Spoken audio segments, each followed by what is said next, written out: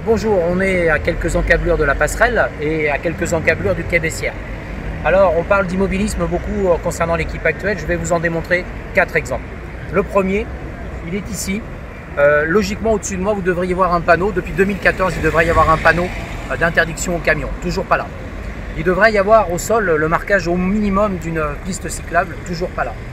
Et puisque nous sommes là et que nous parlons d'immobilisme, on va rester au même endroit et on va vous montrer le parking de Jean Jaurès, qui devrait être équipé aujourd'hui, au-dessus d'ailleurs, sur pilotis, d'un cinéma, puisque c'est le multiplex qu'on nous promet depuis 2014 et qui n'est toujours pas en place.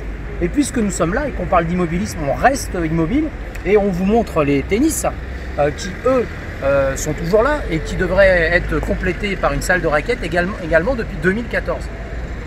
Mais non seulement ils ne sont pas là, mais on vous les repropose en 2020. Quel meilleur exemple d'immobilisme que de démontrer des projets de 2014 qu'on représente en 2020.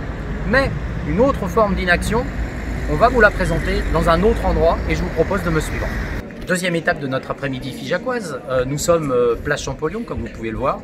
Alors pourquoi place Champollion et pourquoi devant le musée? Tout simplement parce que c'est les deux derniers équipements majeurs faits par la municipalité actuelle, mais comme je vous l'ai dit tout à l'heure, 2007-2009.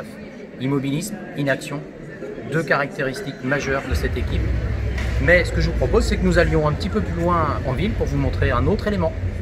Troisième étape de notre après-midi figeacoise, nous sommes, comme vous le voyez, devant l'hôtel du Villiers du Roi.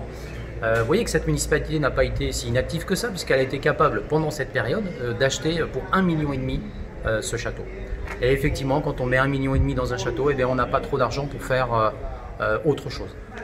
Alors si tout ça, vous en avez, comme nous, assez, et que vous voulez changer d'équipe, une seule solution le dimanche 28 juin, votez pour la liste Figeac Autrement, la liste orange, et nous vous remercions d'avance de nous suivre dans cette démarche.